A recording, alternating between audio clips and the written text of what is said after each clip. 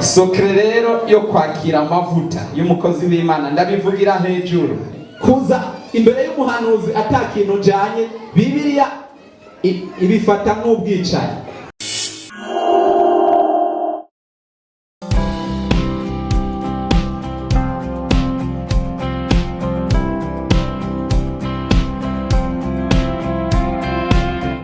Benshi cyane mutubwira yuko mudukunda, natwe turabakunda kurusha uko muvyibaza.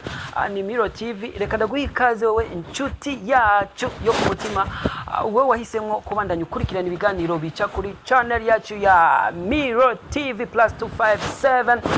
Reka ndakubwira yuko wahezagiwe rero. Miro TV, Ichirore Kiyo Miroir Miro.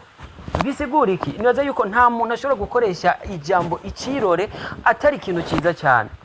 Umuntu yari mwiza avuga yuko naka ni kiyo, na demu fulani ni kiyo kabisa. Bisigura iki? Ni umuntu mwiza, umuntu ufatira ko nk'icitegererezo ciwawe, kugira ngo umufatire ko muri kazoza ka hafi canke ka kure nawe ugera ikirenge mu ciwe.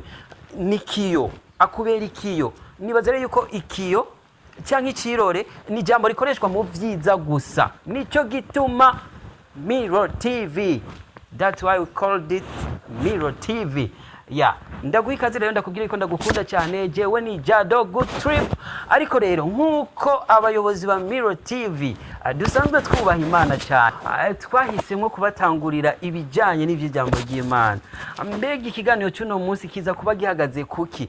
N'amajambo umuvuga butumwa canke evangeliste Benilde Imbabazi yavugiye muri eglise kanaka, aho twari twaciye kubaronderera amakuru, amajambo agiye atandukanye ahuza kumvamwe ibintu byinshi biza gukora ku mutima. Ni muri iki kiganiro mugiye gukurikirana. Jewe ni Jado Good Trip, ndabakunda cyane. Ni Miro TV.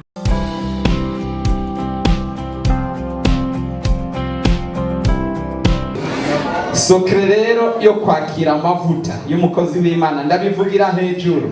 Haleluya. Nuko ubiba muri ministry yiwe. Nimba n'umuhanuzi, niwiri urameneka amahaha gose ugenda gusenga ijoro n'umurango, ugomba amavuta y'ubuhanuzi, utagomba kubiba muri ministere y'umuhanuzi.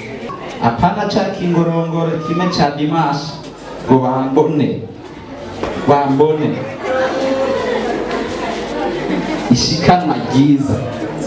We inoti yawe wita nziza sindayizi, bishobora ko riba rijana, kuko abantu ntibanganye ubushobozi. Haleluya.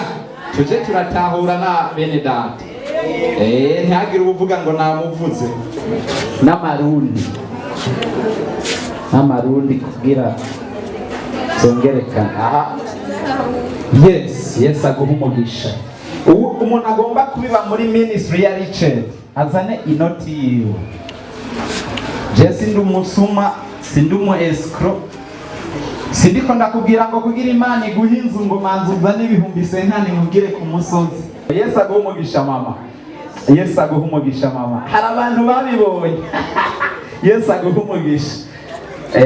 Kandi ryanzu uyubake bikunde mu izina rya Yesu. Yesu aguha umugisha. Ugende bicemwe. Yesu aguha umugisha. Yesu abaha umugisha. Haleluya.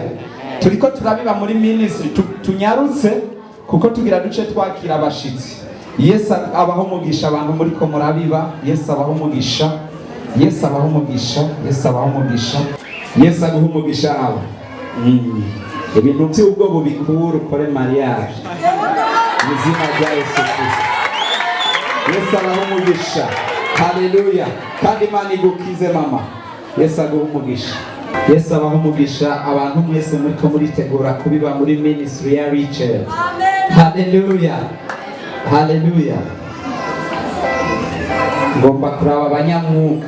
Je ntuzonganga ngo umunyamwuka kubera usenga uvuga cyane usemerera.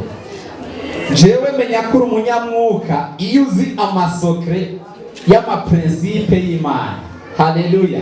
Turagenda kweli tubahuke imbere y'umuhanuzi atakintu tujanye.